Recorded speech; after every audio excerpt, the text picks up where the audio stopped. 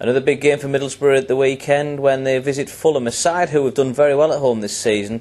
They, just to say, escaped by the teeth last season in the Premier League, almost went down, got away with it on the last day with a remarkable Houdini act, really. And they've done well at home this season. The only teams with a superior record on their own patch are Manchester United and Liverpool. So that puts into perspective Middlesbrough's task.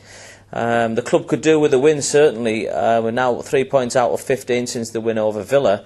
And it's seen Boro, although they're maintaining a mid-table position, they're only 2 points above the bottom three, and that is worrying, given that they've got a difficult sequence of fixtures coming up, including a home game with Everton and an away game at Manchester United.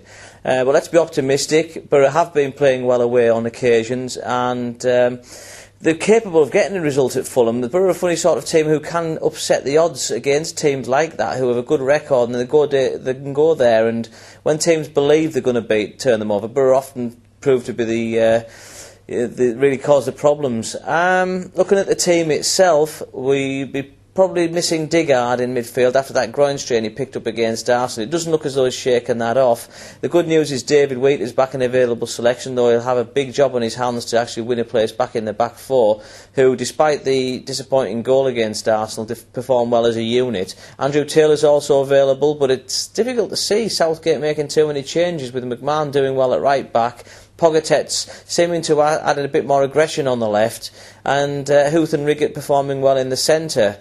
He won't really want to drop Huth, who he's just got back in the team and he's a big fan of, and he probably won't want to drop Riggett as well, who's often been the fall guy in recent months when there's been all the available defenders fit. As I mentioned in midfield, with Digard missing out, that leaves opportunities. Gary O'Neill's not going to make it this week, so we could see a bit of a midfield shake-up. Maybe Sharkey might come in, he's got a chance this weekend. Up front, Mido's available. Whether Southgate goes with him or not, it's difficult to see. Ali Adier did well against Arsenal, scoring a terrific goal. He'll either start up front alongside Tunjai or move across to the right, but we wouldn't really want to see Adam Johnson dropped after the fine performance against Arsenal. So some intriguing possibilities thrown up in midfield there. Looking away from the football pitch for a moment, Boro obviously reunited with Mark Schwarzer briefly at Craven Cottage, and his successors are busy talking about new contracts. Ross Turnbull hasn't yet decided agreed terms, should I say, but Brad Jones, he's apparently agreed a new deal, and that's good news, and he's just got to put the finishing touches to that. So it's verbally agreed, and he's just got to sign on the dotted line. So there's 1 out of 2 sorted. Ross is taking a little bit longer, but there's no suggestion that he won't put pen to paper in the long run.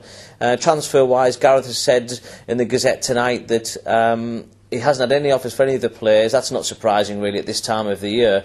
You wouldn't imagine that clubs, if they are interested in Boro's top stars, will wait till the transfer window opens. Gareth won't sell, but he did indicate that the club would have to listen if somebody came in with a really big, serious cash offer for one of his senior stars. He used the example of Diarra at Portsmouth as somebody who's moved for a big fee, and to be honest, given Middlesbrough's financial position, if a huge offer came in for a Stuart Downing or a Tunjai, I'm afraid from a Boro's perspective that offer will probably be given a great deal of serious thought. So an interesting month coming up transfer-wise, but at the moment the key for Boro is to get some points on the park, and that's where it matters. And although it'd be fantastic to get 3 points at Fulham tomorrow, the bare minimum, really, the way things are looking, is a point.